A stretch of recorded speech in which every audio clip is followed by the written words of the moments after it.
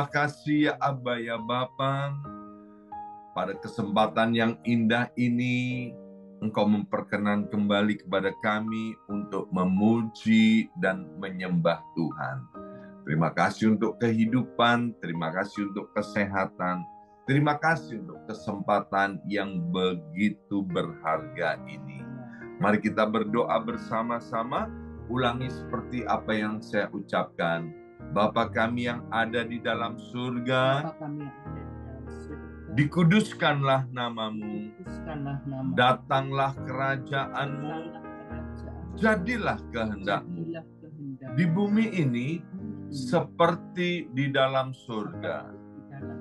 Bapa yang baik, berikanlah kami pada hari ini rezeki yang menjadi bagian kami secukupnya, cukup untuk memberikan pinjaman kepada banyak bangsa, sedangkan kami sendiri tidak punya pinjaman, cukup untuk menjadi saksi Tuhan, mulai dari Yerusalem, Yudea, Samaria, sampai ke ujung-ujung bumi. Cukup untuk menjadikan semua bangsa murid Kristus dan membaptis mereka dalam nama Yesus. Terima kasih Bapa untuk rezeki yang secukupnya, dan ampunilah dosa-dosa kami, ampunilah kesalahan kami, seperti kami pun mengampuni orang-orang yang bersalah kepada kami. Dan janganlah masukkan kami ini ke dalam pencobaan, tetapi bebaskanlah kami dari segala yang jahat. Sebab Engkaulah yang empunya kerajaan, kuasa, dan kemuliaan sampai selama-lamanya. Dalam nama Tuhan Yesus, kami sudah berdoa. Haleluya, haleluya. Mari Bapak Ibu sekalian, sekarang kita bersama-sama secara serempak dan serentak kita akan menggemakan Mazmur 91 dengan suara yang keras, dengan suara yang lantang dari tempat kita masing-masing. Alkitab berkata, mati dan hidup dikuasai oleh lidah, siapa suka menggemakannya akan memakan buahnya. 2, 3, Mazmur 91.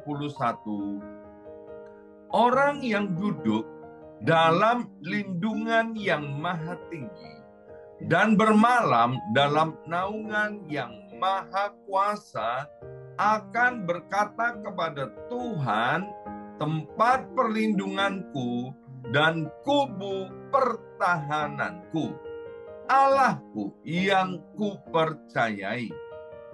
Sungguh Tuhanlah yang akan melepaskan aku dari jerat penangkap burung dan dari penyakit sampar yang busuk. Dengan kepaknya Tuhan akan menudungi aku. Di bawah sayapnya aku akan berlindung. Kesetiaan Tuhan ialah perisai dan pagar tembok. Amin, amin, amin. Terjadi di dalam nama Tuhan Yesus.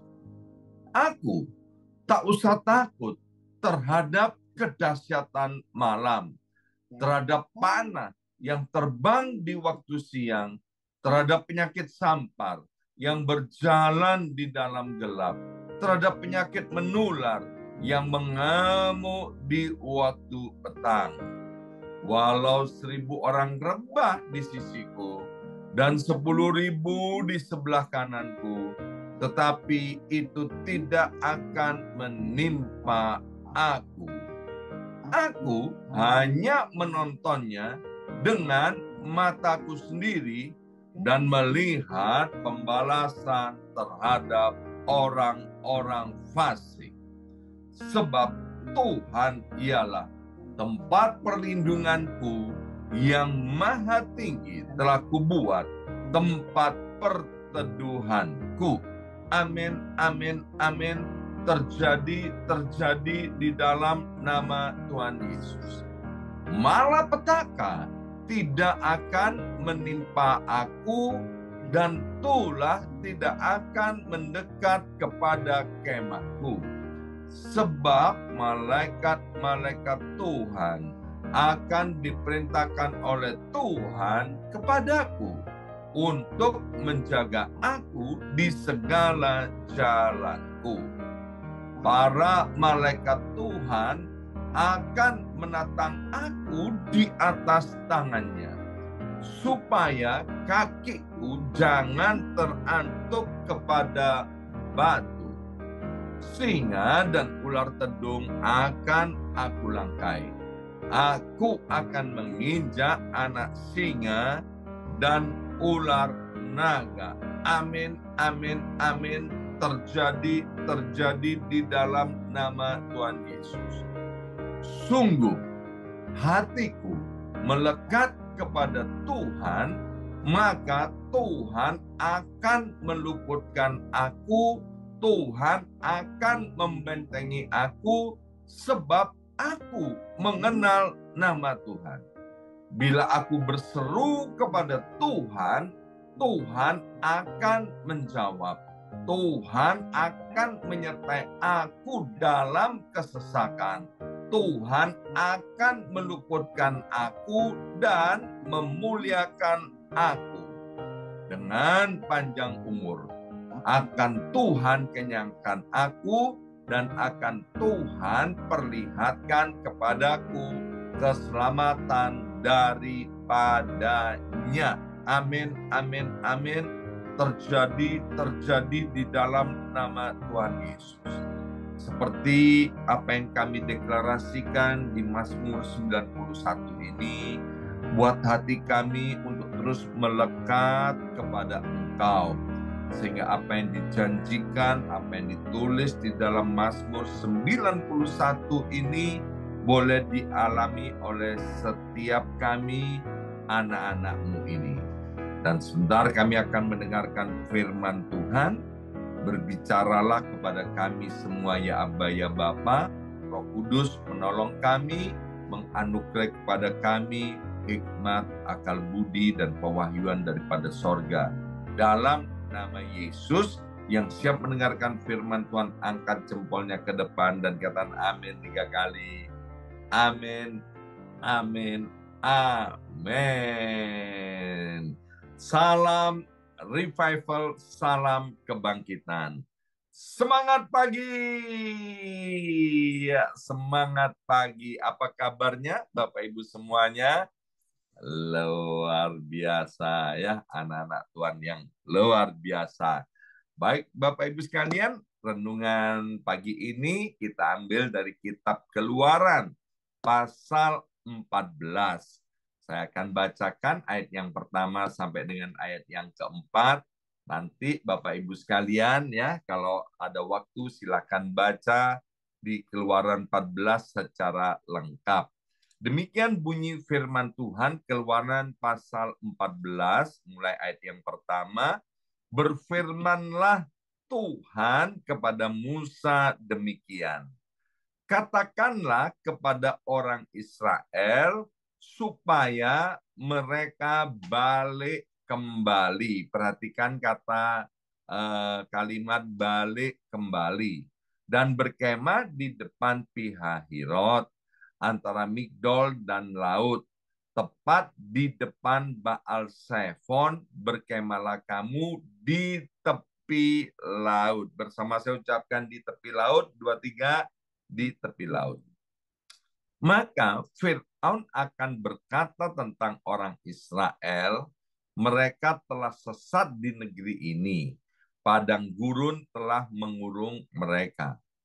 Aku, kata Tuhan, akan mengeraskan hati Fir'aun sehingga ia mengejar mereka, dan terhadap Fir'aun dan seluruh pasukannya, aku akan menyatakan kemuliaanku, sehingga orang Mesir mengetahui bahwa akulah Tuhan, lalu mereka berbuat demikian.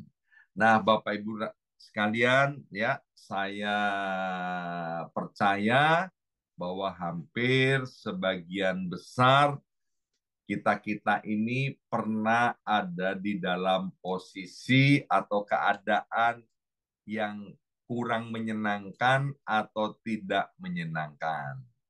Atau lebih tepatnya dalam keadaan kepepet, dalam keadaan terjepit, dalam keadaan yang sesak. Nah, sekarang ketika kita mengalami hal yang seperti itu, yang dibutuhkan respon, ya. Kalau responnya benar, nanti akan menghasilkan sesuatu yang baik. Tapi kalau sampai responnya salah, maka yang terjadi adalah hal yang tidak baik. Kalau bicara respon yang benar, itu adalah respon yang sesuai dengan firman Tuhan. Respon yang tidak baik adalah respon yang tidak sesuai dengan firman Tuhan. Ketika orang dalam keadaan terjepit, ada yang bisa menghadapinya dengan tenang, tapi juga ada yang menghadapinya dengan panik, Bapak Ibu sekalian. Nah, hari ini dari ayat-ayat yang kita baca di pembukaan tadi, ini berkisah tentang bagaimana orang Israel ketika mereka ada di dalam perbudakan selama 450 tahun di tanah Mesir. Kemudian ketika hari pembebasan itu tiba, mereka menyaksikan, melihat dengan mata kepala sendiri bagaimana demonstrasi kuasa Allah.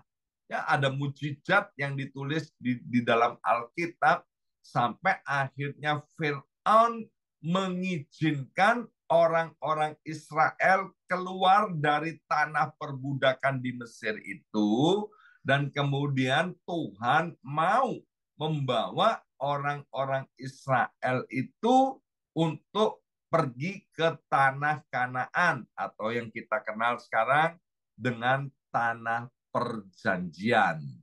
Nah, kalau kita baca tadi, saya sudah garis bawahi supaya Bapak Ibu membacanya ulang, yaitu di ayat yang kedua, ya. Dikatakan begini, saya ulangi, katakanlah kepada orang Israel supaya mereka balik kembali dan berkemah di depan Pihahirot.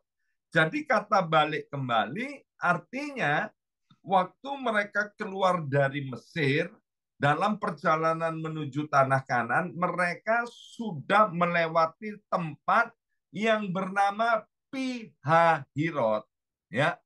Jadi sudah lewat ini, sudah sekian jauh, Tuhan bilang, balik lagi ke Pihahirot. Jadi kalau balik kembali ke Pihahirot, artinya balik mendekati Mesir, ya. Dan kemudian kita lihat ayat yang kedua. Sesampai di Pihahirot, Tuhan bilang lagi, dan kamu harus berkemah di tepi laut, ya. Pihahirot itu keadaannya kiri kanannya itu adalah padang gurun. Dan di depan Pihahirot itu adalah laut, Bapak Ibu sekalian, yang kita kenal dengan nama Laut Teberau. Jadi seandainya Firaun dan tentara Mesir itu mau mengejar orang-orang Israel, maka orang Israel tentu ada dalam keadaan terjepit, ya. Dan memang ditulis oleh Alkitab bahwa sengaja Tuhan mengeraskan hati Firaun untuk supaya apa? Mereka mengejar orang-orang Israel itu. Nah, pelajaran yang pertama itu begini, Bapak Ibu sekalian. Tuhan terkadang membawa kita masuk ke dalam keadaan yang terjepit, dalam keadaan yang tidak baik, tapi tidak selalu. Maka itu saya pakai kata terkadang, tidak sering kali, tapi terkadang Tuhan itu membawa kita masuk dalam keadaan atau situasi yang membuat kita kepepet, ya. Sekarang saya akan bacakan dari Matius pasal 4. Ayat yang pertama dikatakan begini, Matius 4 ayat yang pertama. Maka Yesus dibawa oleh roh guru besar ke padang gurun untuk dicobai oleh iblis. Jadi Roh Kudus itu waktu Yesus Tuhan Allah itu dalam wujud manusia dalam pelayanannya di atas muka bumi itu ya sengaja dibawa oleh Roh Kudus ke padang gurun untuk dicobai. Di dalam terjemahan bahasa Inggris dikatakan untuk dites, untuk dicobai, ya. Kalau kita melihat Bapak Ibu sekalian kata tes atau dicobai, ya, itu sebetulnya maksudnya untuk mengetahui kekuatan dan kualitas sesuatu sampai di mana kekuatan atau kualitas sesuatu itu. Saya pernah beberapa kali nonton video bagaimana mobil baru, produksi baru, tipe baru sebelum diluncurkan ke pasaran. Maka diadakan tes, ya. Dan salah satu tesnya, maaf Bapak Ibu sekalian, ya ditabrak-tabrakkan gitu. Kemudian untuk dilihat mana yang kurang bagus, mana yang kurang kuat, itu kemudian diperbaiki supaya nanti mobil ini ketika diluncurkan di pasaran maka menjadi mobil yang kuat dan tangguh sehingga bagi yang membeli, memiliki, dan menumpang mobil itu, resiko untuk cedera atau kecelakaan itu menjadi seminim mungkin. Yeremia pasal 29 ayat 11 dengan jelas berkata, sebab aku ini mengetahui rancangan-rancangan apa yang ada padaku mengenai kamu. Demikianlah firman Tuhan, yaitu rancangan damai sejahtera dan bukan rancangan kecelakaan, untuk memberikan kepadamu hari depan yang penuh dengan harapan. Kita harus percaya satu hal Bapak Ibu sekalian, ya, apalagi kita hidup di perjanjian baru. Yesus sudah mati di atas kayu salib 2000 tahun yang lalu. Itu bukti cinta kasih kebaikan Tuhan kepada kita. Jadi kalau Tuhan sengaja membawa kita ke dalam keadaan yang terjepit atau tidak baik, jangan sekali-kali kita curiga atau menuduh Tuhan itu jahat, Tuhan itu baik. Please, saya mau katakan di dalam nama Yesus, Tuhan Allah yang maha baik, tidak ada sekalipun niat yang jahat kepada kita, umatnya, orang-orang yang percaya kepada Tuhan. Ya, seperti Alkitab bilang begini, Yesus sendiri bilang, kalau kamu bapak yang jahat di dunia, atau bapak yang bisa berbuat jahat di dunia ini, yang selalu memberi yang terbaik untuk anak-anaknya, apalagi Bapak yang ada di sorga. Coba kita berkaca kepada diri kita sendiri, Bapak Ibu sekalian, ya. Saya percaya Bapak Ibu yang hadir di tempat ini yang sudah punya anak, tentu tidak mau anaknya mengalami kecelakaan, mengalami keadaan yang tidak baik. Ya kan? Bukankah kita sebagai orang tua, ayah dan ibu merupakan wakil Tuhan di atas muka bumi ini.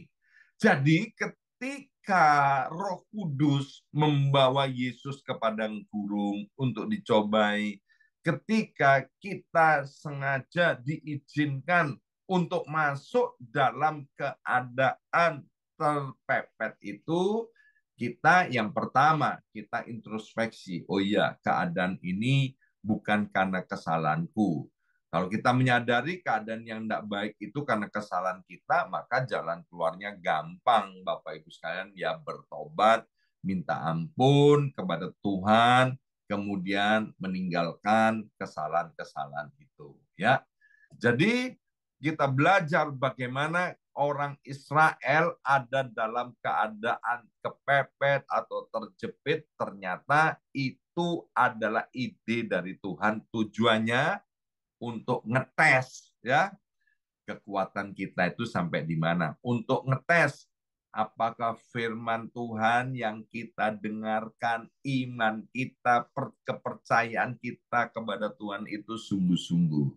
Saya bilang gini, ya kan, yang paling sulit dari kekristenan itu adalah praktek firman Tuhan. Ngomong itu enak, mendengarkan itu enak, membaca firman Tuhan itu adalah hal yang gampang. Tapi coba ketika dalam keadaan kepepet, ya kan, bagaimana kita berespon, ya?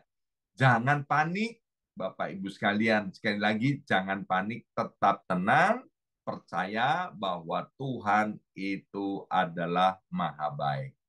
Yesus sendiri dalam perjanjian baru dikatakan, ditulis begini, bahwa pencobaan-pencobaan atau tes, ya kan, yang kamu alami tidak akan pernah Tuhan izinkan melebihi kekuatan kita masing-masing. Ya, kekuatan setiap kita berbeda, tapi waktu pencobaan itu datang, percayalah Tuhan ada dan hadir dan Dia mengontrol segala sesuatunya. Tidak akan pernah diizinkan oleh Tuhan kita itu dicobai melebihi kekuatan dan kemampuan kita. Ya. Nah, yang kedua, ya, waktu kita ada di dalam keadaan yang terjepit itu, waktu Tuhan sedang mengadakan tes, ya, contoh misalnya waktu, kalau kita ingat, kita waktu sekolah atau hari ini kita bisa melihat anak atau cucu kita mungkin ya kan sedang sekolah. Yang namanya sekolah itu kan selalu ada namanya tes, ada yang namanya ujian. Kalau sudah mengerjakan tes atau lulus tes, maka naik kelas atau naik tingkat. Nah, Tuhan mau ya setiap tes ujian itu agar supaya kita naik tingkat. 1 Korintus 2 ayat yang ke-9 berkata, tetapi seperti ada tertulis, apa yang tidak pernah dilihat oleh mata dan tidak pernah didengar oleh telinga dan yang tidak pernah timbul di dalam hati manusia, semua yang disediakan Allah untuk mereka yang mengasihi Dia. Ya, lihat ini Bapak Ibu sekalian. Waktu itu orang Israel dia benar-benar nggak bisa melihat jalan keluar. Ya, bagaimana wong depan sudah jelas-jelas laut. Wong mereka berkemah di depan laut. Kiri kanannya padang gurun, sekarang mereka noleh ke belakang itu Fir'aun dengan pasukan berkudanya, tentara yang ahli berperang sedang menuju ke arah mereka. Wah, mereka itu panik, mereka nggak bisa melihat jalan keluar. Padahal mereka baru merasakan melihat 10 mujizat demonstrasi Allah itu terjadi loh. Wah, itu saya bilang gini, orang-orang Israel pada waktu itu benar-benar luar biasa ya. Mereka bisa lihat 10 tulah itu ya, bahkan aduh, hal-hal yang ajaib itu benar-benar keren pada waktu itu Bapak Ibu sekalian ya. Nah, ketika dalam keadaan panik Bapak Ibu sekalian atau dalam keadaan terpepet, tetaplah percaya kepada Tuhan, tetaplah percaya kepada janji Tuhan, tetaplah percaya akan firman Tuhan. Dalam kitab Perjanjian Lama, misalnya dalam kitab Daniel. Kitab Daniel itu kan keren banget ya. Itu ada Sadrak, Mesak, Abednego dimasukkan ke dalam dapur perapian 7 kali panasnya. Itu bukan salahnya Sadrak, Mesak, Abednego. Kemudian Daniel dimasukkan ke gua singa.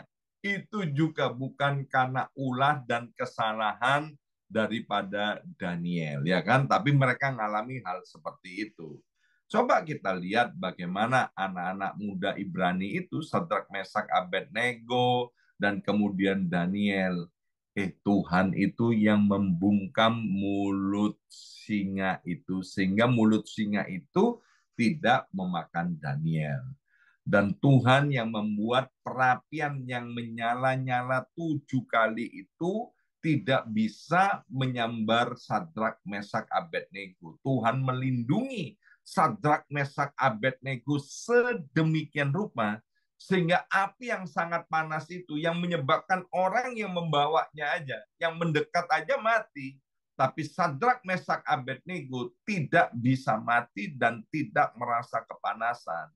Itu adalah cara Tuhan. Saya sering bilang gini, Tuhan itu punya cara bukan hanya 1001, tapi Tuhan punya cara yang tidak terbatas untuk menolong kita. Tuhan kok dilawan, ya kan? Tuhan itu jangan dilawan, ya. Dan jalan-jalannya itu tidak terselidiki, Bapak Ibu sekalian, ya. Kalau kita melihat tes-tes yang diadakan itu kepada Sadrak, Mesak, Abednego, mereka berkata begini, kalau Tuhan mau tolong aku, dia pasti tolong aku. Tapi kalau Tuhan tidak mau tolong aku sekali-kali tidak akan murtad. Ya, Daniel waktu sudah tahu hukumannya masuk ke dalam gua singa, dia nggak murtad. Maka itu hari ini Bapak Ibu sekalian, ketika kita sedang mengalami keadaan yang terjepit, kita harus ingat Tuhan itu sedang ngetes kita, ya. Jangan ada seorang pun di antara kita yang kemudian menjadi murtad. Percayalah Bapak Ibu sekalian, seperti kata Alkitab, Tuhan itu adalah Tuhan yang maha hadir. Tuhan Allah yang maha tahu. Waktu Tuhan lihat kita nggak mampu, dia pasti nanti Tuhan angkat, Tuhan tolong, Tuhan campur tangan. Ya, kalau kita melihat bagaimana waktu kita memperhatikan anak-anak kita waktu masih kecil, ya, kita itu kan cuman pura-pura nggak lihat ketika anak kita melakukan sesuatu, ya kan? Ketika anak kita nggak mampu, baru kita kemudian tolong campur tangan. Waktu kita berdiam diri, pura-pura nggak lihat, tujuannya supaya anak-anak kita itu mampu untuk mengatasi atau mengerjakan hal-hal yang sedang dia kerjakan, ya. Waktunya tidak cukup, kita sudah belajar 2 hal hari ini. Yang pertama, nah besok saya akan lanjutkan, ya. Yang pertama, bahwa terkadang Tuhan sengaja membawa kita ke dalam keadaan yang terjepit. Yang kedua, waktu ada dalam keadaan yang terjepit, itu Tuhan sedang ngetes kita, menguji kualitas kerohanian kita seperti apa, ya. Jangan sampai kita kemudian ketika mengalami hal yang tidak baik, jangan sampai ada yang murtad. Amin. Setelah itu pasti ada hal yang baik yang akan kita alami, ya. Baik, mari kita berdoa. Materaikan setiap benih kebenaran firman Tuhan pada hari ini, ya Aba ya Bapa. Sekali lagi kami minta anugerah-Mu buat hati kami semua untuk melekat kepada Tuhan dan mencintai Tuhan. serta kami tetap hidup di dalam ketaatan akan firman Tuhan. Seperti kata Alkitab, di dalam ketaatan ada berkat, dan di dalam ketidaktaatan yang ada adalah kutuk dan hukuman. Kami berkati setiap anak-anak-Mu, tidak ada seorang pun di antara kami yang hidup di dalam kutuk, tapi kami semua hidup di dalam naungan berkat Tuhan. Dalam nama Yesus kami sudah berdoa. Haleluya. Amin. Amin. Amin.